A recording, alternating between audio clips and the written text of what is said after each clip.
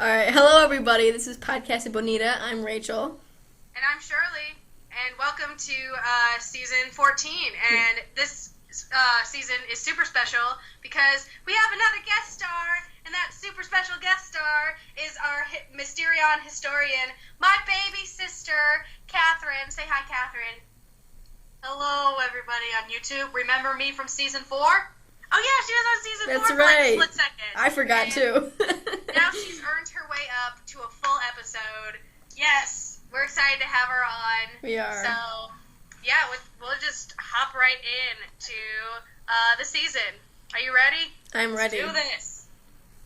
Okay, the first episode is Sexual Healing. Aired March 17th, 2010. The new edition of the Tiger Woods PGA Tour series of video games incorporates elements of the alleged physical altercations Woods had with his wife regarding his extramarital affairs, and resembles a fighting game more than a golf situation, which Cartman, Stan, and Kenny become big fans of the game. Meanwhile, scientists at the Center for Disease Control determined that sex addiction is a disease reaching epidemic proportions, and Kenny, Kyle, and Butters are diagnosed as sex addicts. I feel like that summary was way longer than it usually is. Yeah, I feel like it's longer than it should be because it focused on the subplot, not the actual it really plot. wasn't important at all. But I think this is a funny opening because this is the season where the events that are, like, the topical events that it's talking about are ones that I actually clearly remember. Mm-hmm. Like, I was old enough that I was talking about them and that I remember them happening and everything. So it's weird to see them getting closer to, like, we're getting close to the end. We only have, like, I think 5 or 6 more episodes left. I know, very sad. Alright, I just want to say that I think that the Tiger Woods video game looks awesome in the game. It's so funny. I want to play it. Right, I would play it. Yeah, that's really, because sometimes I honestly forget. Like, I hadn't watched this episode in a while, but I forgot that it was, like, a video game. Like, that was the joke and everything. Yeah. Like, it's pretty clever. And the thing is, the Tiger Woods affair happened so much longer, like, before that. Like, it happened on, like, Thanksgiving or whatever, and then it aired in March. Yeah, right. So people were still talking about it. Yeah. It's been a big deal. Mm-hmm. I like this whole... What? Oh, it's okay, I just coughed. Go ahead. Oh, I thought you were trying to talk. Sorry. Okay.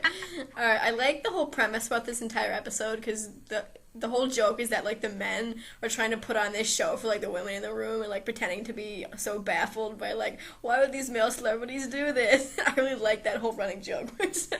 All the guys know, but they're, like, pretending. They're like, I don't know. Yeah. See, my favorite joke is, like, the eyes, like, shifting back and forth, like, really subtly, but my favorite instance of that is at the end, and it's when Tiger Woods is giving, like, his speech and everything, and he's like, and I know my wife would never try to have an affair to try and get back at me, and she's like, her eyes shift and everything. What did you want to say, Kathryn? 2 things. I also really like the part where they did the experiment with the monkeys and that his wife was all that, and that they did the whole press conference thing. Mm-hmm. I kind of felt like it kind of showcases to the world that whenever a man does something that is not really seen as socially correct, they'll try and pin it on something else to make it seem like they're the victims. Right. Yeah, whereas, like, sex addiction is so, like, bullshit. Yeah, and when a woman does it, she's instantly seen as, well, a slut. Yeah. That's true. Very true. Men can get away with things that women can't. Right. Exactly. But, yeah, this isn't, like, it isn't my favorite episode, but I do really love this season. What I like about it is, obviously the scene, like, it's got a good, like, running joke, but I think, like, the plot with Kenny, Kyle, and Butters is sometimes a little bit forgettable. Really? I think that was my favorite. My favorite plot was that one. Yeah. But and the wizard alien part, that Is- was funny. I just- yeah, they literally had Kenny, Kyle and Butters shoot and kill a guy. Yeah, I know. I thought their whole plotline was so funny, like every part of it. Where like Kenny kills himself when he's trying to like get a really good orgasm by choking himself. Really and then Butters is obsessed with Bush, and then Kyle's like he's like the only, as usual, he's like the only like woke person in South Park. He's like, no, we need to take responsibility for our actions. And everyone else is like, what? What the fuck are you talking about? There's a turd in the punch bowl. Yeah. Yeah. But I also like how they interpreted Bill Clinton and other men who were caught having affairs. Mm-hmm. I really like how they interpreted all that and how as school kids, like, and everything, they're, like, in a class, like, oh, gee whiz. Yeah. yeah. This is, like, a clever episode. I always kind of enjoy watching it. It's not my favorite of the season, but, I mean, that's kind of hard to do because there are so many good episodes. Right. Mm-hmm. I think we can go on, then. Yes. Episode 2. To The Tale of Scrotie McBoogerballs. Aired March 24th, 2010. Disillusioned over reading The Catcher in the Rye, the boys write their own novel entitled The Tale of Scrotie McBoogerballs with the intention of making it the most profane and controversial book ever, and pin the blame on Butters when anyone who reads the book starts vomiting. And Kathryn, I never read the book, but Kathryn, you read it like this year or last year for school? Yep, it was this year we read it. Oh, yeah, the Catcher in the Rye? What is it about? Basically, it's about a kid named Holden Caulfield, and he runs away from his school after being kicked out, and he basically tries to get along in the city of New York until he can go home to his parents for his winter break. Mm-hmm. And he generally tries to figure out what he is and struggle with all the problems that he has. Yeah. So, would you consider the boys' definition of it being just a whiny little bitch accurate? If you read it just for pleasure, yes. If you read more into it, like I had to do for a project, then you'll see why it's why. Don't say that, Kathryn. People are gonna want to kill John Lennon now. Oh my god. And Ronald Reagan. Yeah. I won't say it. So I'll just drop it. I'll say the boys are pretty much accurate by first glance. Yeah, I don't want to steal your thunder, but I read The Catcher in the Rye too a couple years ago. But it's been a while.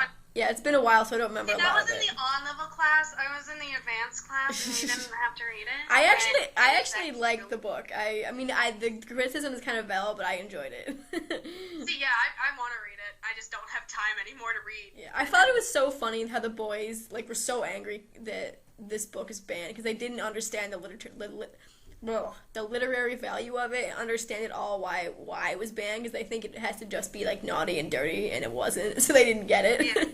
I felt the same way. I read it, I'm like, all he says, there's a few suggested things like him imagining him being shot and all, but that's it. Mm-hmm. That's really it. That's all that the problem was. Yeah. It really goes to show the parents will flip out over anything that they think is inappropriate for kids. Yeah, they'll flip out over dirty words and everything and sexual themes, but as soon as violence comes into the question, they're like, whatever, it's just people shooting each other. But, yeah, what I really like about this episode is the commentary on people constantly reading into things when they really aren't there. And I was like I said, I was in AP Art, or AP Lit and Language and all that, and to make a good grade and everything, sometimes, literally, I would read into it, but, I would read into things, but I would, I didn't believe what I was saying. Right. I was just trying to get a good grade. Oh, these characters represent the 7 deadly sins, and, bullshit, flying out of my mouth just so I could get a grade. Exactly. Honestly. So true. I really liked that whole plot line, too. I thought that was funny. And I loved the scene where the boys first finish reading it and they're freaking out. And Cartman comes in. He's like, I just read a book for nothing. He's so mad. Read a book for nothing. Honestly, though, out of it. that is sort of true. Things become way more interesting when they're naughty books. Right. You know? They're banned and bad for you books. And honestly, it's so... I've read a lot worse books than what I've heard Catcher in the Rye is about. Catcher in the Rye isn't bad at all. Yeah. I've read some fan fictions worse than that. Right. Yeah. Both on a literary standpoint and a grammatical standpoint. But, I think this episode is super funny as well. Mm-hmm. Yeah. The whole, every time they, vomit. Yeah. They're super detailed moments where they're all like vomiting, and I'm like, how it's worldwide, and we're working Freeman reads it with the second book. Mm-hmm. And the fact that Sarah Jessica Parker is made fun of because she's, well, ugly. Yeah. Okay, I'll try. I was gonna say, I loved Butters in this episode too, because I liked how the boys tried to blame it on him, and then they tried to take it back. And I thought it was like so good on Butters for finally standing up to them, because he never does, and they were really pretty like big assholes to him in this episode. Oh, but I think we can all agree that the best part of this episode is the poop that took a pee. Yeah. Yeah, I love that part. Rebecca was naked, sunbathing, and she was fat. That's me. That's me writing a book. But yeah, I think that's all I have to say about that episode. You want to move on? Yep. All right, let's move on to Medicinal Fried Chicken. Aired March 31st, 2010. New state laws prohibiting fast food restaurants in low-income neighborhoods results in the closure of all KFC eateries in Colorado, much to the dismay of Cartman, who is addicted to the food and takes over a fried chicken cartel to get his fix.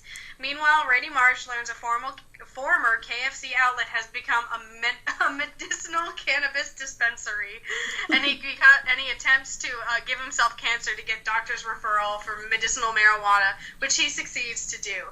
This is my favorite Randy episode. I love this episode. Mm-hmm. I could watch it over and over again.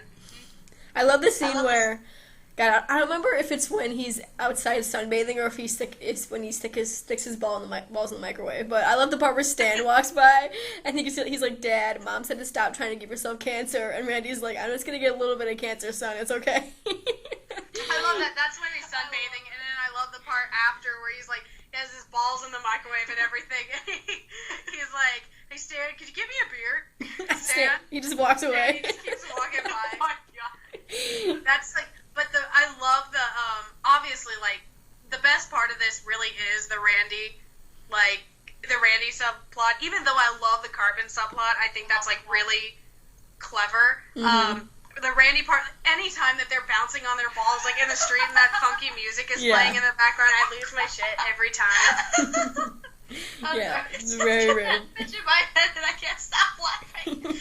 Sorry. Especially if it's fake laughing. And I love how the women are like so into the men's having big balls. Yeah, like that's so the opposite. Like huge balls kind of like freak me out. I'm like, that should be weight given to the dick. Like, come on, you're cheating me here. Anyway, I did like Cartman's subplot where he basically becomes a member of like a drug distribution team to smuggle KFC everywhere, and how crazy he gets when he needs his fix.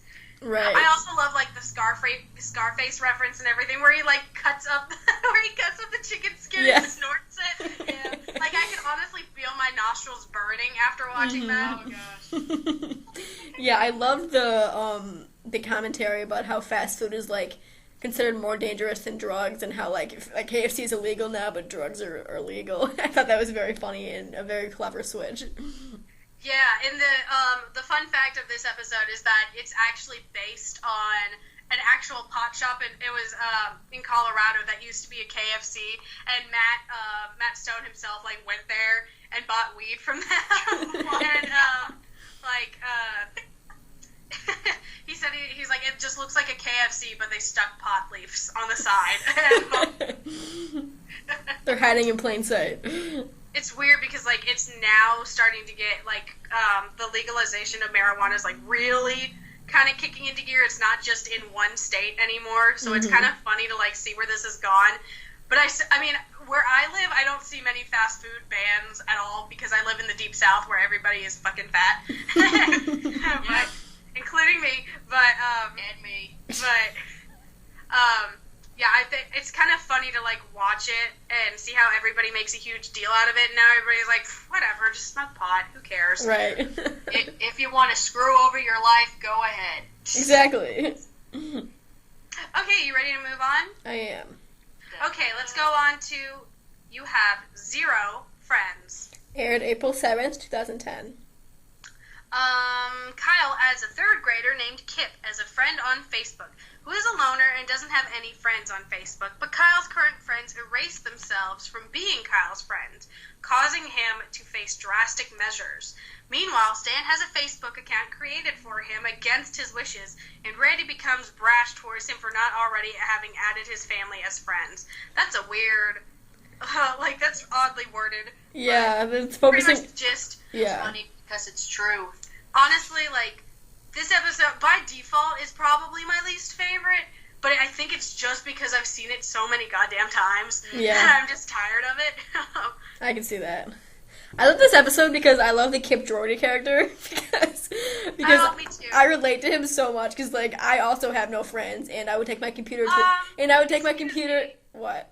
Excuse me. Okay, you have no friends. I have Shirley and then no other friends. What about me? And Kathryn, and I would also take my computer to the movies with me if I could. So. Actually, no joke. Rachel and I have joked about this episode a bunch. Even before we watched this season, that she and I Skype so much that one day we're eventually going to take each other to the movie theater and on each other's computers and Skype each other at the movies and be the worst people ever. Right, and be giggling and eating popcorn next to my computer.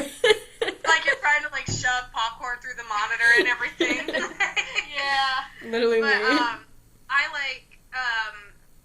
I really like this episode. I like Stan's kind of point because I'm Stan in this episode. I feel like you're Kyle. I feel like I'm Stan in this point because I am. I had a Facebook, no joke, a few years ago. I had it for 3 days, and I deleted it after 3 days because so many people that I didn't even know were trying to add me as friends. I'm I don't know you. I'm I knew your cousin once. I met them on the street once. I'm bitch, I don't know you.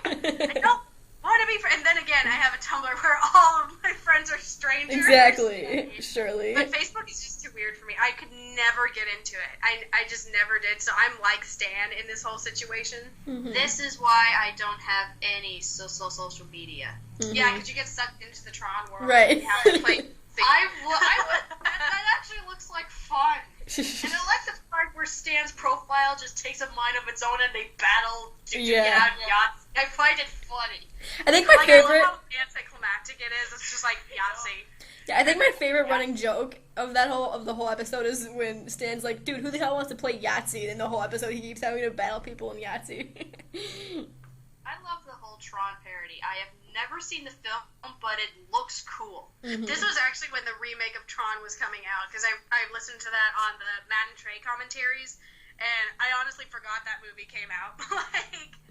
Right. But, which shows how big of a hit it was. Actually, yeah. But, yeah, that's kind of all I really have to say. I like how they kind of treat having friends as stock and everything. Yeah. It's the stock market of friends. Yeah, with Cartman's podcast, that was funny. But that's honestly how some people are with Facebook and followers. You can buy Instagram followers. Really? That's kind of sad, honestly. Yeah. To me, that's just really sad.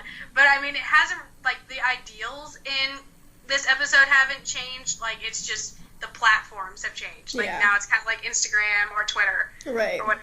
Because everybody's parents got onto Facebook. Yeah. I like Stan's plot a lot because him, literally getting sucked into Facebook is kind of a good metaphor for, social media taking over people's lives. And, just look at Kyle. It really did take over his life because he's, obsessed with Farmville and everything. Which I thought was so funny because I remember, when I first joined Facebook and everyone was, obsessed with Farmville. I never understood it. I never understood Facebook in general and everything. But it's ironic because I love other social media I'm on every other platform, right. But that's kind of all I have to say about this episode. Do you want to move on to the two-parter? Before we move on, can I say something? I do like at the end how Kip gets all the friends that Kyle lost. Yeah, that was very satisfying. That must have been a punch in the face to Kyle. Yeah. Probably. That's what he gets for unfriending him. But that is a satisfying ending. That's I know. If somebody another fun fact is they actually made a Kip Jordy Facebook page and everything, really? And it still has they updated and everything. I don't know if they still update it, but at the time they would update it. That's funny. And it had a ton of followers, so I think that's adorable. Right. I also really like the part where Cartman and Kyle are on chat roulette, and it's just all guys. Oh my gosh! It's not an exaggeration. It's not. I I went know. on chat for that once with my with two of my friends like a few years ago, and no joke, every time we switched the thing, it was somebody trying to show us their dick. Yeah. Every time. It Yeah. was terrible. I love that line that Cartman has where he says, if you want to find some quality friends, you gotta wade through all the dicks first, because it's so funny in that context, but it's also kind of true out of context. It is true. See, it's actually kind of funny because Rachel still hasn't waded through because I'm actually a dick. So. I just settled, that's what it is. She just settled. She got tired of so many other dicks that she's just like, this one's not as bad. Right. I'm more of a pussy than a dick. Yeah. So, I mean... Alright, want to finally go on? Yeah, let's move on to 200 and 201. Aired April 14th, 2010, and April 21st, 2010. So I'll just read their little, their short little summaries. Part 1 of 2, Stan accidentally insults Tom Cruise by calling him a packer during a field trip. Cruise then recruits 200 other celebrities that have been ridiculed by the town of South Park to a class action lawsuit against the town. And then the conclusion is it's a tense situation in South Park as Muhammad has become the pawn in the game to save the town. The Ginger Kids are threatening to destroy the city if Stan and Kyle do not hand over the prophet, and the celebrities have met violence with violence by unleashing Mecha Streisand. In the midst of all this, all anyone really wants to know is, who is Eric Cartman's father? So we're just kind of going to talk about these two. Yeah. I really love this two-parter because it references so many old characters and old jokes from earlier seasons without feeling like really ham-fisted. They do it kind of naturally. So this is why I like this special better than the 100th episode special, because this one feels more organic, I think. Oh, yeah. Me too. Honestly, this is the kind of reunion special that we needed in season 20. Yeah. Honestly. Yeah, like, not to constantly go back to season 20 and everything, which is what we do every single episode of this podcast.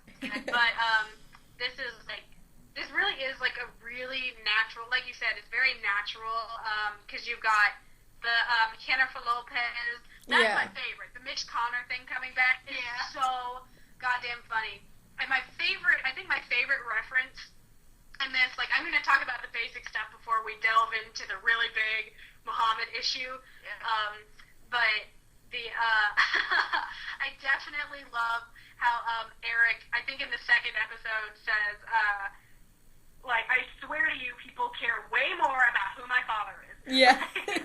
Oh, yes. This is much better. And if there's an awkward pause in the podcast for no apparent reason, it's because my shitty Wi-Fi cut us out. That's right. Yep, but we're back. Okay. So, we're still talking about 200. What the fuck are we talking about? What were we talking about?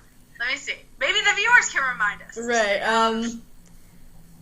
I do love I'll just go. I do love the concept that all the celebrities South Park has ever ripped on have, like, come back for their revenge, because I feel like that's how a lot of them feel in real life, which is funny.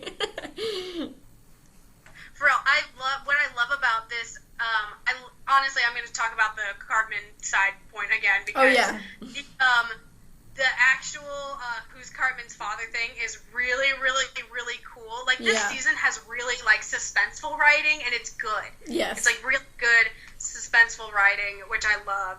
And, like, that's just a really cool ending with, like, Scott Tenorman, like, flipping out. I totally forgot about Scott Tenorman. I was like, oh yeah, that's right. I was so psyched to watch that scene. Oh, it was great. It's great. Like, and I love how Cartman's super upset. Like, it's like, I'm half ginger. Not that he killed and fed his own father to his half brother. Of course. But you were talking about this earlier, the scene where the boys are all arguing over which plotline the fans would care about more. I thought that was very funny and very kind of meta. I really enjoyed that part. Remember both the identity of Cartman's father and the controversy and Cartoon Wars were two big points within the South Park series, and I'm glad that they brought that back. Mm-hmm. Yeah, for one episode. And the Muhammad issue is something that's, like, really controversial in South Park. Like, newscasters were talking about it and everything because they were actively trying really hard to show Muhammad in more of an intense way than Cartoon Wars. Cartoon Wars was kind of like, making fun of the events and everything. Yeah. And this one, they were, like, actively trying to kind of, like, protect free speech and everything in the media. I agree. And it's kind of sad. It's kind of sad, the second episode, because at the beginning of 201, 201 actually got censored way more than the first episode. They bleeped out Muhammad's name completely, and Kyle had this speech at the end that was bleeped out entirely. And there was some audio, I feel like, on YouTube a few years ago. I don't think it's on there anymore. But the general gist of Kyle's speech was that, don't you see, the most powerful thing in the world isn't free speech, it's threatening people. It's violence. Threatening people with violence. You can accomplish anything. And it didn't mention anything about religion at all. Or the issue, really, yeah. Like, it really just talked about violence and everything, and Comedy Central was afraid and bleeped it out. And on some ways, I don't feel like that necessarily needed to be bleeped out. I understand why they censored out Muhammad and everything, like his image, because they were getting, like, serious death threats. The whole studio was, which I'm not saying is right. I'm not trying to, like, I'm not trying to justify or condone it on either side, but it's like, the second episode is kind of sad in a way, where they feel like Matt and Trey personally feel like they failed, and Comedy Central failed them, because they, at the beginning, before the episode even starts, it flashes up this screen that says, this episode aired March, blah, blah, blah, blah, blah, and Matt and Trey had this statement to say about it, and they're like, in the 14 years that we've done South Park, we've always stood by what we said, and everything that we've stood by has been aired on the show, and this is the first time in, like, 14 years that we can't speak our mind. Yeah. Like, we can't, like, show what we want to, and it's actually kind of sad. It's kind of sad in a way that it had gotten to that point where it kind of, like, butchered the episode. It's still an exciting and fun episode to watch, but it's not the product that they wanted. Yeah. And yeah, I agree with Matt and Trey that I think it's pretty lame that Comedy Central wouldn't show Muhammad and everything. But with the Muhammad thing, I kind of understand it. But I really don't understand why Kyle's speech had to be bleeped out. And even Matt and Trey's commentary in the episode was entirely bleeped out, which I thought, like, that was just overkill. That was totally lame and ridiculous. Yeah, we actually, before we started the podcast, we listened to, they actually, anywhere online, there's no way of watching the commentary. There's no way of watching on, like, Hulu or on any of these other platforms. There's no way to watch these two episodes because of the depiction of Muhammad. It's not aired on TV really anymore, but it's still put on the DVDs completely in full view. It's still censored, but it's in full view, and you can listen to the commentaries. And no joke, like, Matt and Trey, it was like a 2-minute long bleep. Yeah, it was ridiculous. It was literally, it was them being like, we're going to talk about this, and then a bleep for like 2 minutes, and they were like, okay, we're done talking about this, and that was the whole thing. It was actually, they literally said in the commentary, like, we're not sure if this is going to get bleeped or not, but we're going to talk about it, and then it bleep for like 2 minutes long, and then it ends, and it's like, and that's all we have to say about that. It was so lame. Then it ends. Let's move on. Like, it was honestly sad. It was kind of sad. You felt defeated and everything, and it's a good.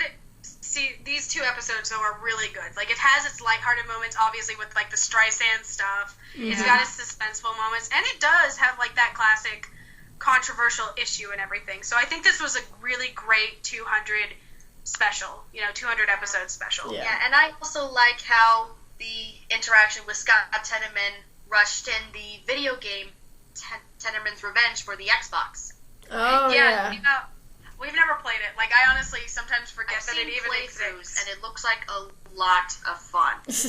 Cool. I'm not a video game person, so I had no idea that was even a thing, but... This is like like a really good special and everything. Sometimes I don't think I enjoy it that much, but then I go back and watch it. I love how it's kind of like a South Park reunion. Yeah. I love the controversy and everything, even though it's kind of like a bittersweet sort of thing with how Matt and Trey's emotions involved.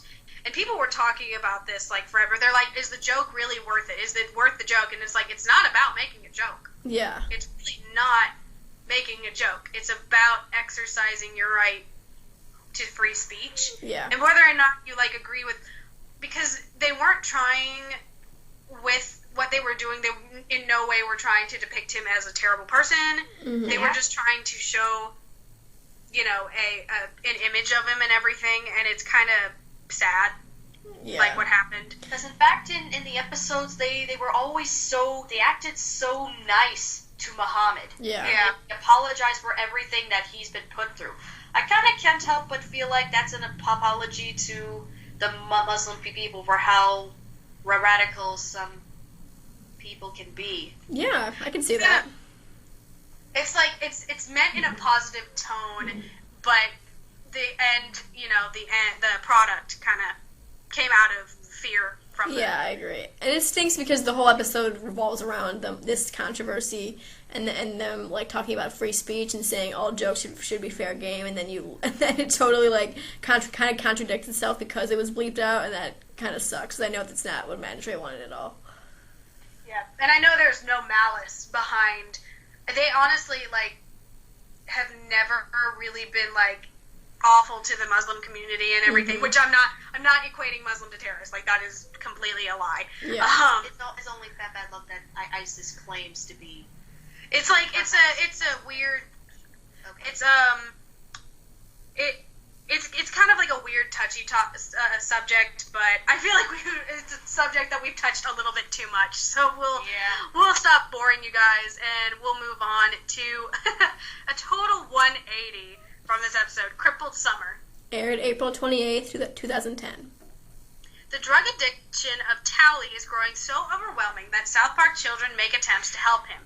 Tally's history is shown using head interviews and on-screen captions in a parody of Intervention, starting with years of drug addiction to marijuana, crystal meth, heroin, and crack and cocaine as he works at a summer camp for the handicapped children.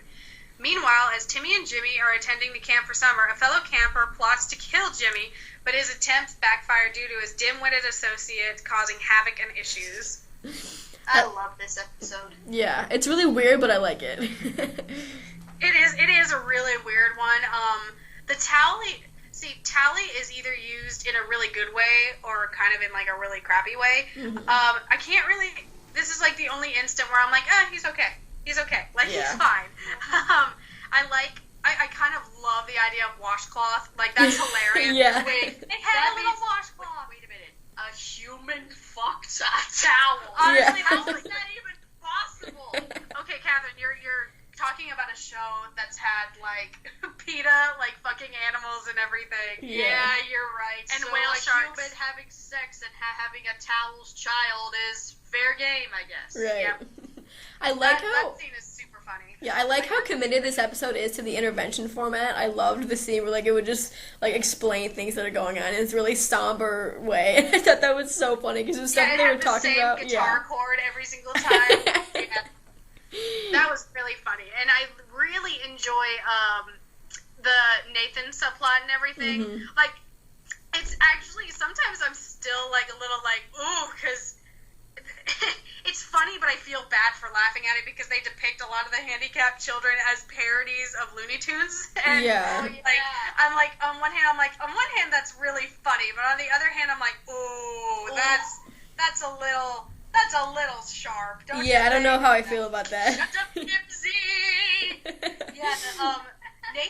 Nathan is funny, but I feel like this is the height of his like funniness. I feel like the rest of the time he's not that funny. Yeah, they brought him back. Yeah, but he hasn't been as funny as this episode. Yeah, he was in the Handy Car episode. He was in season 19, A Good Bunch, and he hasn't been as funny since like this episode. But actually, him getting fucked over by Mimsy is really funny. Yeah. Actually, I think her first appearance was in when Jimmy. Yeah, was the up the down steroid. He was pretty funny in that, but he really wasn't showcased. Mm-hmm. And also, this was his like first spotlight episode and everything, and he just hasn't been that funny since. But apparently, Matt and Trey love using him. I can understand why. He does bring a lot of comedy. Yeah.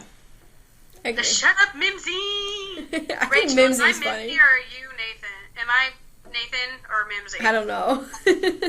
Like, sometimes in this world, you're either a Mimsy or you're a Nathan. Right. Or it's Howley. Yeah, or you're off to the side getting high like Tally. Yeah.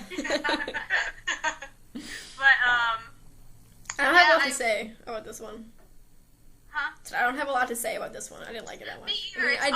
The song, the Tardy Kaka Hula Gal song is so catchy, but you're just like, oh my god, really? Really? It's Tardy Kaka. Like, you have this intense two-parter, and then you get to Tardy Kaka. Like, yeah. Mataka Hula Girl. Like, it's so catchy, but you're just like, oh my god, what am I listening to? Yep. But I gotta admit, it was cool to see them perform that.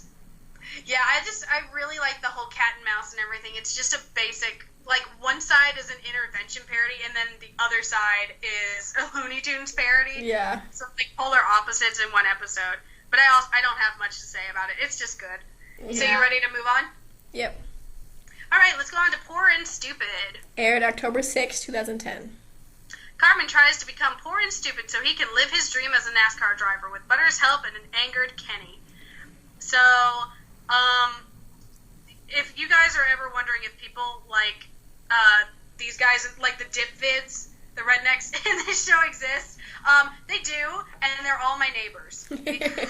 Like, honestly, I swear I'm pretty sure my neighbors have made dip vids before. Mm-hmm. Which, no joke, Matt, like, the dip vids is kind of like the section where it's parodied with Cartman and Butters, like, talking to their webcam like, that's fucking gay. Gay as hell. And they're dipping Vagisil. Just me off. Like, that fat Vagisil. Oh, yeah, the Vagisil and everything. I like this episode. I think Me it's too. super Me too.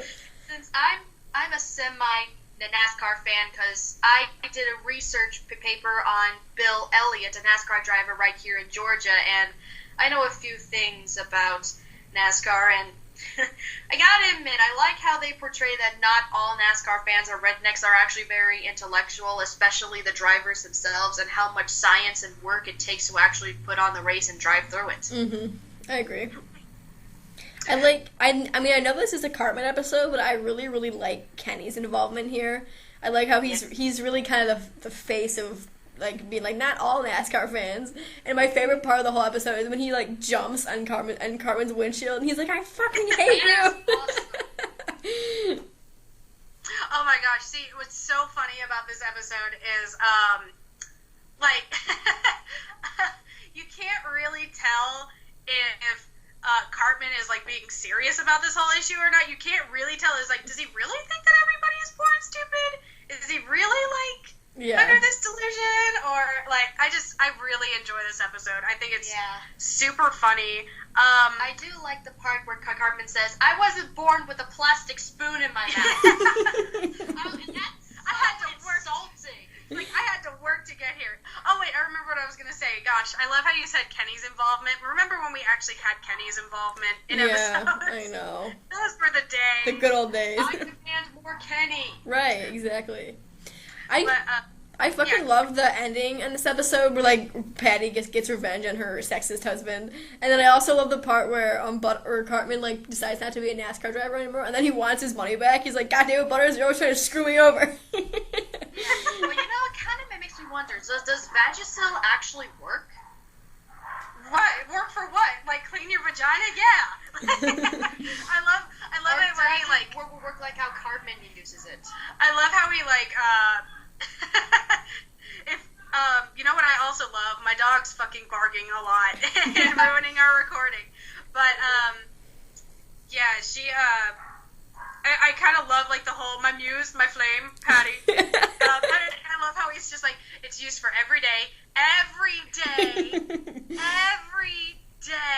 Like, that's just really really funny. Yeah. It's kind of just an episode like full of jokes, and it's not trying to make any sort of point. And I always kind of appreciate those every once in a while. Yeah, because I do like the lack of a point here.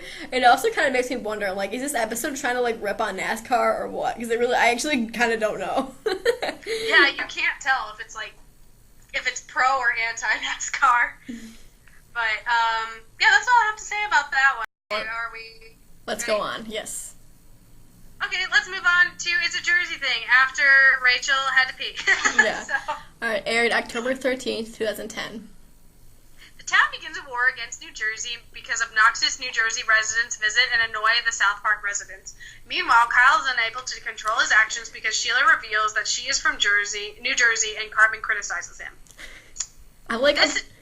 Okay, go ahead. I'm like obsessed with Sheila and Kyle's like Jersey alter egos, like S-Wow Titty Bang and Kylie V. Like, this is so funny. I love it. I love the whole idea of Sheila like going off on people. Like, that's really funny. Like, psycho bitch, psycho bitch. I love that part. She's my favorite. I love Sheila. And then the muff cabbage. Oh yeah, the muff cabbage. That's my favorite part of this episode is muff cabbage. Muff cabbage. Yeah, this episode has so many like really iconic lines in it. It has like muff cabbage. It's a Jersey thing, and then when they're all like, "What's up with that? What's up with that?" And then Snooki wants smash smash. Yeah. Okay, I love this. I love this episode because it sparked one of the most awkward moments in Drag Race history. With for Snatch Game, Jiggly Caliente portrayed Snooki and everything, and at one point like it was going like totally blank and everything, and all of a sudden she starts like grinding on somebody, yelling like "Snooki wants smash smash, Snooki wants smash," like from this episode, and I credit that to this episode. Yeah. Actually, the beginning skits where the Marshes are having dinner with the Jersey family, that was actually a real part from a real Jersey type TV show. I actually saw it. Really? That's cool. Yeah, I think it was on YouTube. Like, it was a comparison of what happened in the South Park episode and what happened in the real life episode. I think it was just like it. It was spot on. It was so cool. Yeah, I think it was the New Housewives of New Jersey, because in the commentary, Trey says that he like really likes that show. He really likes it. He's just like, it's like the lady right here is based on Teresa. Yeah. And he's talking about, he's like, actually Teresa's the one who starts most of the fights and everything. She's like the instigator. And Matt's just like sitting there like quietly like, okay. Like, what is this? That's fine. Just get it out of your system, baby. Like, but yeah, this I would consider this my favorite episode, but then I remember the Mysterion trilogy. Exactly. In this season. Exactly. But this is probably second favorite. I think it is so funny. I like how everything as they start taking over, it becomes like West Jersey and Central Jersey. Yeah, it's also kind of weird that they have Osama bin Laden help them take out the Jersey folks. Yeah, that was weird. weird. And then at the end, they shoot him and say, "We got him." Yeah. Wait, was this around the time Osama bin Laden was killed in real life? I don't know. We should have done our research because I was thinking the same thing. It might have But been. if it is, don't. If it's not, don't quote us. Yeah. But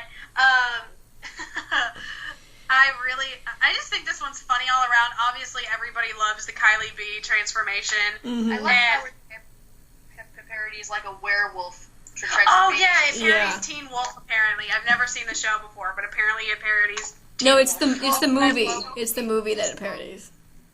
Oh, okay, cool. Yeah, I also love where Kyle just shoves Cartman up against a tree and how Cartman just acts like a total wimp afterwards. Yeah. I love that part. I just love watching that part. Yeah, my favorite line of the whole episode is at the very beginning when Cartman goes, "You know what you do when you want a family to move away? Every night you go and take a crap on their doorstep." And then Kyle goes, "Is that why there's crap on my doorstep every morning?" You're like, uh-oh, busted. That's, of course, that's Cartman. But, remember the 3 Gs? Oh, the 3 Ginger, Js. Jew, and Jersey. Yeah. Three strikes, Kyle. You're out. Oh, this is just an all-around, like, really funny episode. I could watch this over and over again. And, again, it's another one of those where it's really not trying to make a political statement or anything, unless it's like trying to actively like get rid of New Jersey. Yeah. I also love the part at the end after Kyle like helps Cartman get rid of Snooki, and then Stan's like, "What's muff cabbage?" And then Kyle's like, "Well, it's just a Jersey thing." I also love it whenever they just like reference muff and everything. It's like, these panties that they've got here make it look like you got a grandma muff. I want to use that term forever, honestly. But that's pretty much all I have to say. I just like this episode. Yeah, me too. I can't say much else. Yep. Let's go on to Insheeption. Aired October 20th, 2010. This is probably my least favorite of season 14. God, let me read the freaking description. Sorry.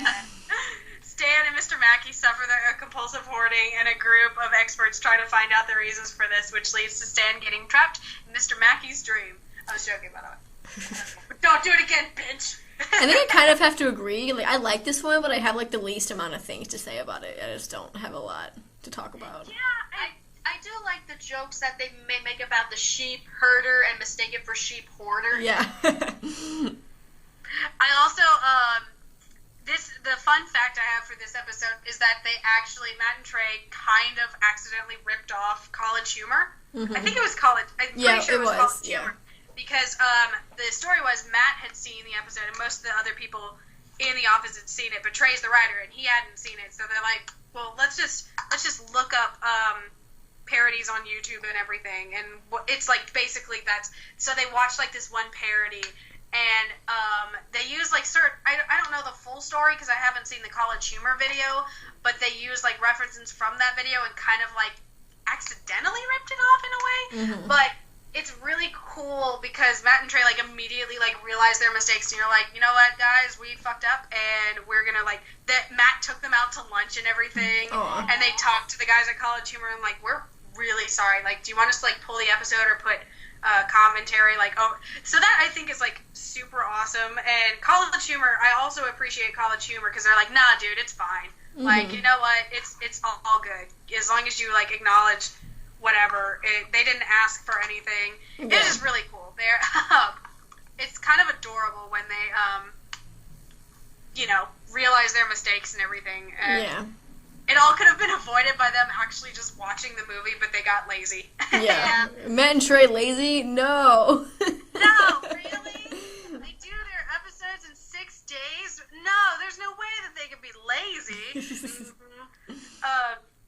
Yeah, I don't really... Yeah, I do like the addition of Freddy Krueger in this, like the ultimate dream guy. Oh, yeah, that is cool. That's really cool because I used to be a huge fan of, like, 80s horror and everything. So, like, Chucky and Jason and Freddy Krueger. So I probably would have been really into this episode had I known about it back then. Yeah. But, I mean, I like how this episode kind of, like, mocks Inception and movies like it that, like, think complicated plots make it super cool, but, like, it really doesn't. It just makes it confusing. It really doesn't. Like, look at South Park in general. Like, Scott Tenorman Must Die is, like, a super simple episode on the outside and everything, but it's one of the most, like, favorites and everything. So, it's, honestly, I would take a simple plot before, like, a crazy convoluted plot. That's why I was never huge on, like, the serialized stuff. Like, I just enjoy, like, simple, funny episodes that are just clever.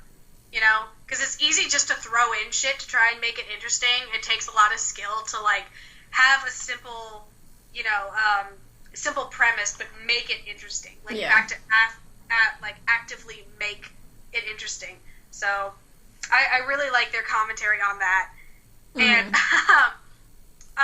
the things that I like about this episode, I like its casual one-liners every once in a while. It's like, no, Woodsy Owl, don't touch my pee-pee. I'll keep all my garbage, please. I'll give a hoot.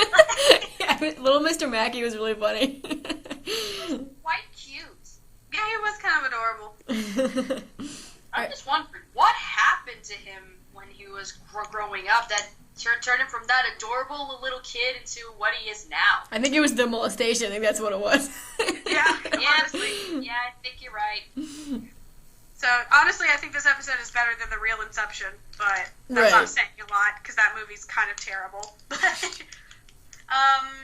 Yeah, I think That's pretty much all I have to say. I could say stuff about the hoarding stuff, but it would just be parroting what is said in the episode. It's just like, throw that shit away. Yeah. Throw away your trash. Mm-hmm. Cycle. I actually used to love watching the hoarding TV show and everything, because part of me, I was like, oh, I feel so bad, because usually it happens because of trauma. Mm-hmm. Like, that's just what happens, but sometimes you're just sitting there like, God, just throw the shit away. Yeah. Yeah, it's a piece of trash. Throw it away. Mm-hmm. Yeah. But then again, like, I still have right on my desk, like, a Post-it note of somebody's, like, of somebody writing their name on it. I'm like, oh, that's just a friend I had forever ago, so I can't throw stones right now. But yeah, we'll go on to the best trilogy ever. Yeah. And my favorite episodes of all time. Yeah. Yep, the Mysterion trilogy. Woohoo! Alright, aired October 27th, November 3rd, and November 10th, 2010. In order, the episode titles are Coon 2, Hindsight, Mysterion Rises, and Coon vs. Coon and Friends. So, I know everybody, like, pumps up the Imagination Land and the Black Friday trilogies, but this is honestly the best goddamn trilogy, best two-parter, or whatever, that South Park has ever done. I think it is so funny, it's well-written, it's suspenseful, it's got great characters, it's just perfect. Yeah. I don't really have many complaints at all about these 3 episodes. And it's about Kenny. Yeah, exactly. I love Kenny. I'm obsessed with him, so I always love these episodes. Yeah, I love Kenny. He's my favorite kid character. I generally classify myself as a Kenny fangirl, because whenever I see him on screen, I get so happy. Yeah, which nowadays Yeah, isn't and, much, but... Yeah. What I love the most about this isn't actually, like, the jokes or anything. I love the superhero. Like, it's honestly, they took the writing very seriously, where they could easily have just been like, oh, here's parody after parody. Ha ha ha, superhero movies are dumb. Mm-hmm. But they're like, no, they're really, like, building up suspense. I love how they don't, I mean, hopefully this isn't spoilers for anybody, but this is the first time in the second episode, Mysterion Rises, that Mysterion's identity is revealed, and it is Kenny.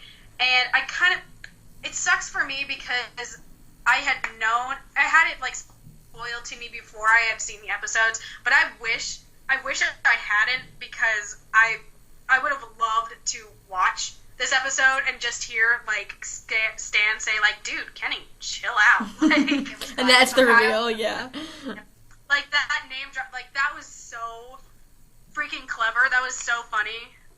I also love the new teammates and how every member of the team parodies a superhero. Like, Mysterion, obviously, is mimicking Batman or Raven. Mosquito was like Spider-Man. Tupperware is like Iron Man or Cyborg. Toolshed is like Static Shock. Human Kite is like Storm. Midberry Crunch, maybe Deadpool, maybe. Iron Maiden is like that Creme guy from the Deadpool movie. I have no idea who his name is. And Professor Chaos is Dr. Doom. And maybe the Coon might be Beast Boy. The Coon is Bruce Valanche. I thought we... he's Bruce Valanche. Yeah. Gosh, my sister did her research. Yeah. I know, look at her go. Gotta admit, the Captain Hindsight character was a pretty good idea. It was really funny. Captain Hindsight, the hero of the modern age, with his faithful companion, shoulda, coulda, and woulda. Yeah. Can you tell these are her favorite episodes? Yeah. At all? Can you tell? But, by the way, don't his companions look just like the nerds' candy? Yeah, kind of. I can see it. Kind of. Yeah. I think Captain Hindsight's really funny, because he is kind of ridiculous, but he also, like, represents very real people who, like, when there's a crisis, they're like, well, we should have done this, instead of just, like, helping people. It's like, well, we didn't do that already, so why can't you just help and not just be an asshole? Yeah, exactly. In hindsight, I love the term, like, hindsight is 20/20, because I use it all the time.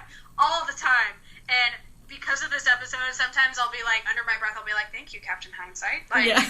it's like, gosh, we shouldn't have voted for blah, blah, blah. I'm like, hindsight's 20/20. Yeah. Thank you, Captain Hindsight. But, I think... Captain Hindsight. But I love his storyline and everything.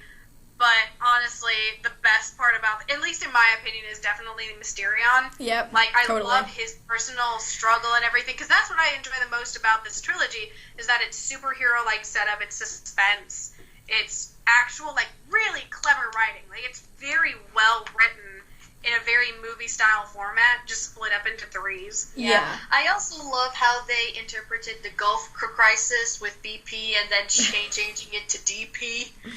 Deep penetration. I don't know if anybody knows that, but the joke is it stands for deep penetration. Yeah. I think the best storyline... Fucked us in the ass. Yeah, by far the best storyline is the one where Kenny... It's revealed that Kenny is aware of his death and he's tortured by it and he hates it. And, I love his whole journey in this one. And Kenny's just, like, really the standout character. Like, no question about that. And I think my favorite... He's a lot of good lines, but the best part for me is when he, like... he's with Hindsight in the basement, and he says, "You want to whine about curses, Hindsight? You're talking to the wrong fucking cowboy." Like, I think that line is so badass. That is. Like, Kenny honestly is savage. I love him. Yeah, where he's like, shoot me, you fucking pussy, and then Kyle's like, "Oh my god, Kenny, relax." And honestly, what makes me really, like, it makes me happy and then upset at the same time is that in the commentaries, Matt and Trey reveals, like, oh, we haven't revealed everything about Mysterion. Like, you can tell from the episodes we haven't revealed anything. We know more, and they said, like, themselves, like, oh, we know more about him, and we know more about his powers, but we're just gonna wait and tell you guys. And I'm like, okay, you do that now, anytime. Yeah, right. It's been, like, 7 years. I'm waiting. Come on. God, if the game ever comes out, like, Yeah. I want the game now. Oh, another really funny part of this episode for me were the goth kids. They were used so great here, and I wish that there was more of them. Like, I love the part where Kenny confronts them in the alley or whatever, and then the little kinder goth, like, pulls out his knife, and he's like, "I'm gonna, like, slit your throat," or whatever. And then he's like, "Oh my god, that little kid is hardcore goth. Hardcore goth." Like, hardcore. And, oh man, there's just honestly so many. This also is full of parodies, but not in a way that it's overwhelming. Like, they don't really parody. Most of the superhero parodies is, like, subtle, just in the writing, but it has, like, My Neighbor Totoro, with Cthulhu and everything, like the Cthulhu, Yeah. and, like through the sky or whatever. And then you have the "What should I do?" LeBron James thing. Mm-hmm. I don't remember that, but I Me remember either. everything else. Like, I remember the I remember the oil spill, like, when it happened and everything, and people were just, like, super pissed and upset. And then, but everybody, like, turned into Captain Hindsight. It's like, well, they shouldn't have done that. It's like, yeah, no shit. Like, start scrubbing these poor little ducklings. Yeah. Get the oil off of them and quit bitching. Right. Oh my! Well, this is kind of like a personal story about the oil spill, but literally at the time I was going on, like, a youth trip with some of my friends to Orange Beach, which was affected by the oil spill and everything. And at the beach, they had these stands where they had, like, moist towelettes. If you went into the ocean, like, you would come back out with oil, like, all over your legs, like, just congealed oil all over your legs. And we're like, no, I think we're good. Of course, when we go to the beach, like, we all are covered in oil and everything. Right. Another great Kenny moment for me is when they're selling the lemon bars and they're on the news, and then Stan asks him why they keep calling themselves Coon and Friends, and then Kenny goes, because it pisses Cartman off beyond belief, and I find that extremely funny. Like, Mysterion is petty as hell. I love him. I know, right? It makes me wish you could hear Kenny, like, more fluid, like, clearly now, because he, like, honestly has the most savage lines ever. He has so much to offer. He really does. And I also love the comic book art style, where, like, the art staff on the show, like, really got to shine. Yeah. You know, they really, because those are awesome. I would love for them to actually publish a real comic. Like, I would read the fuck out of it. I would buy it in a heartbeat. Like, honestly, Yes. it's so talented, because it's hard to, like, keep it in that simplistic style, but also make it move and flow really well. And it goes to show how talented their art department is for a show that is considered to have like bad animation. They have amazing, like, talented people working on it. Totally. And my sister, we had her. She is our Mysterion historian, we call her, and she is actually going to share some special, I guess you can call them conspiracy theories or fan theories about Kenny's powers. Take it away. Okay, before I begin, I want to give credit to channel Frederator on YouTube and the deviant artist Chaos Kieran. I got a lot of information from them, and they helped me learn more about the theories and develop some of my own personal inputs. We will put links of those in the description and everything. So yeah, I love Chaos Kieran. He's a good artist. Okay, take it away. Here we go. Okay, I guess I'll start off with Kenny's powers in general. Like his power, like being immortal, is not the curse itself. The actual curse is that no one remembers him dying. See, that's the one that she shared with me that I was like, dude, you just blew my fucking mind. Right. Like, he talks about it, like, being a curse and everything. He's like, I can't die, and, like, every morning I wake up, but I feel like he's more affected by the fact that people don't remember him. Mm-hmm. Yeah. And they don't care. Yeah. Remember, aren't there to comfort him. Like, his parents seem to be the ones that remember, since Carol says at the end of the episode, we never should have gone to that stupid cult meeting, and that Stuart prepares Kenny's parka and his bed for when they lay him down. Like, they're so used to it now. Mm-hmm. And also she says, like, it's happening again when she's giving birth to him. Yep. And the other person who may know about it is Cartman, since Cartman did say in the episode where he bought his amusement park, he says Kenny dies all the time. Mm-hmm. And also the fact that he drank Kenny's ashes when Kenny was cremated when he died in season 5. And the fact that Cartman also has Kenny's eyes from the episode when Chef got married to this demon lady. The succubus. Yeah, the succubus. So they're the only ones, but yeah, basically the no one remembers part is the true curse about him. Okay. And I love how nobody cares about Mysterion's power, or everybody cares about Mysterion's powers except for Cartman and everything. Mm-hmm. Cartman, like, just seems unfazed. And he's the only one who doesn't hear the conversation where, like, Mysterion is trying to say, like, hey, no, I die every night and none of you guys remember. Yeah, exactly. Well, he was with Cthulhu destroying everything in his path in the meantime. That is true. It's true. Yeah. But it makes you wonder I'm if... using it for my argument. Yeah, sorry. Okay, let's go on to the next part on how Kenny got his powers. I had theories, like, when we talked about the news story in the episode where his parents were arrested for being in the cult activity. I think that has to do with Kenny's powers, because if we remember sometime in the episode, you see the Necronomicon, and on a page, the cult members are surrounding a child, a baby wrapped in what seems to be a blanket or a parka, and he's inside the sacrificial star. So basically we think that Kenny was sacrificed as a child and he was sacrificed to Cthulhu, which would explain why Kenny remembers the sunken city of Ryla, and the fact that he seems to recognize the saying, that which cannot dead, which is eternal life, and in some strange eons even death may die. Yeah. And also, to add to that, in the commentary, Matt and Trey made a comment that if you look really closely in the little comic book pages, there's a little Easter egg that kind of tells you more about Kenny's powers, and I think that's what it is, the one you just mentioned. Ooh, cool. And finally, on to my final one. This was what I got from Chaos Kieran, is that Kenny is actually Cthulhu's son. Mm. Yeah, because if we remember in the episode where Kenny is confronting Cthulhu, saying that he banished him but he's back, what does that make him? Cthulhu looks surprised to see that Kenny is back and then starts approaching him.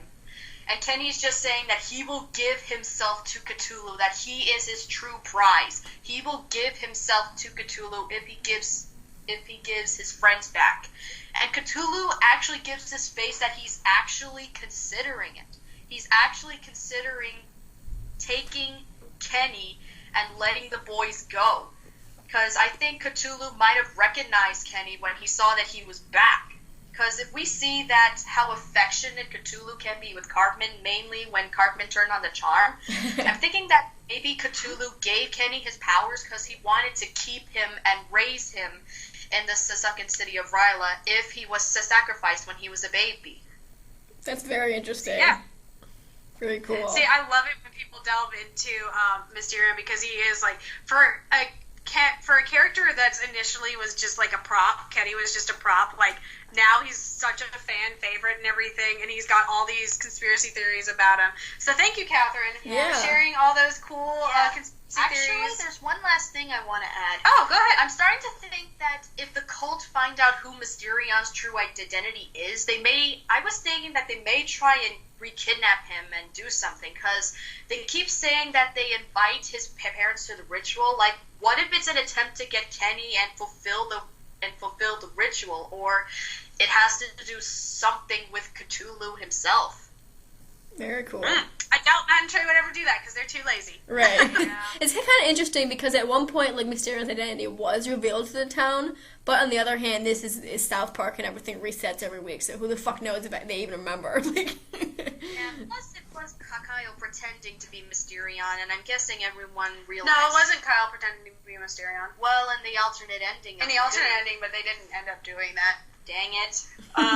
Which I wish they kind of did, but... yeah, that would be better. Yeah. And, honestly, like, I cannot give this trilogy enough praise. Like, it's given, it's, really fun to watch. It's entertaining, but it's also sparked, like, so much, creativity from fans. Yeah. And everything. They're immensely talented and beautiful artworks. People come up with conspiracy theories and all that. So... I praise this episode, these 3 episodes, for, being entertaining just on, like, a South Park standpoint, but also, like, inspiring other artists and other writers for just how good it is. Yeah. One last thing. Like at the end how... Okay, never mind. No, go ahead. Yeah, I just like at the end that leading up to all that, the day was saved by Mint Berry Crunch, and he did it just by throwing berries and mint leaves at Cthulhu. Gotta admit, that was awesome. That whole joke was pretty funny. But it also... It's like either Mysterion or your Mint Berry Crunch. Right. I call Mysterion. Exactly, Mysterion every time. And I get the whole joke is that, like, Mintberry Crunch, like, steals Kenny's thunder, and he's actually, like, the real superhero, and, like, I get it on, like, a regular level, but at the same time, I'm, like, also kind of pissed off. I'm like, you totally stole Kenny's thing, and, like, fuck you, Mintberry Crunch. I'm starting to think, like, what was going through Kenny's mind when he saw it. He was like, whoa, he did have powers. This is kind of cool. No, he'd be like, pissed. are you fucking He was kidding mad, me? yeah. I don't think he was excited at all. I think his only thought was like, why? Really? Yeah, sorry. But, yeah, I think we've talked about that one. Like, we could have an entire episode about that trilogy. Mm-hmm. But we'll move on to the final episode of this wonderful season, Creme Fraiche. Aired November 17th, 2010. Randy becomes obsessed with food thanks to the Food Network. Because of this, his family suffers negative consequences. Meanwhile, Sharon orders a shake weight, and the boys try to stop Randy and a slew of celebrity chefs from overrunning the cafeteria. Finally, like, a good summary. It only took them, like, a ton of tries. I know. But the fun fact I have for this episode is Trey actually loves to cook. So Trey is essentially Randy in this episode. And sometimes I find myself being Randy, because when you're hungry, watching the Food Network is like watching porn. Like, because you're just like, oh my god. Like, I cannot tell you how many times, like, I've watched Great British Baking Show and been like, oh my god, it's probably so moist. Oh my god. Like, that word. I love this episode because I'm actually Stan. I'm totally Stan. Because when I was growing up, my mom and my stepdad were, like, just like Trey. They were, like, obsessed with the Food Network. And they were always, they, like, did the same thing as Randy. They always, like, every night they wanted to make, like, this big gourmet dinner. And my brother and I were like, can we just, like, have mac and cheese? Like, can you guys chill out? Can I just get some goddamn tater tots? Yeah, that's my favorite line. Yeah. Can I just get some goddamn tater tots? Freaking Kyle. I'm eating my tater tots. My favorite line is Stan when he's like recording his dad. He's like, "Dad, you aren't ever going to be a celebrity chef." I think that's so funny. Yeah. I also love the shake weight storyline. Like I said before, like I can actually remember all of the things happening during the season and everything. Because, you know, I was old enough to remember. And I remember the shake weight. And I remember that distinct sound that it would make, like the... like, it was so... Oh, my God. It still, like, makes me cringe to this day. Because, like... It's so creepy. They had commercials of it freaking everywhere. Everywhere. It got so annoying. Yeah. But this episode is hilarious. I kind of, like... I don't know. It's weird. Because, I think about this episode, and then I think later with, you know, the whole thing with Sheila and Randy, and then I think over a season, we'll talk about it next episode, to, you know, where Sharon and Randy get a divorce and everything. And I'm like, golly, this is kind of like where they first started having, you know, really big marital problems and everything. Like, it's kind of like foreshadowing, even though, like, that's totally not what happened. You know, it's kind of ironic. Yeah. I liked how the shake weight plot ended. It kind of combined with Randy's plot, and it really drove home that metaphor where it's like food is a substitute for sex, that this whole episode was basically like driving off. Yeah. I do happen to love the part where the boys just dress up Cartman as Gordon Ramsay. I really love that part. Me too. Yeah, I love seeing all, like, the celebrity chefs and everything, because I, like, I'm not a big Food Network person, but I can, like, recognize everybody. I'm like, oh, there's Alton Brown, and, oh, there's Paula Deen, you know? So, I don't have too much to say about this episode. Like, it's just, the best thing about this episode is just how fun it is to say Creme Fraiche. Yeah. What does that stuff taste like? It's basically like a watered-down sour cream. Like, that's it. But yeah, that's all I have to say about this episode. It's just funny. Yeah, that's a wrap on season 14. God damn, like, it took us long enough. I know. But, thank you, Kathryn, for joining me, my baby sister. It was my pleasure. Yes. I was so excited to do this. Aww, yeah, we were loved excited having to have her you. on. Yeah. And, we will talk about South Park again, like we've been doing for the past 6 months or so. Yeah, in 2 weeks, you'll see this again. Well, you'll hear us maybe on season 15, right? Yes. Yeah, 15. All right. Thanks again, Kathryn, and thank you, anybody who listens. Yes. Goodbye, everyone. We love you. Bye. Thank you.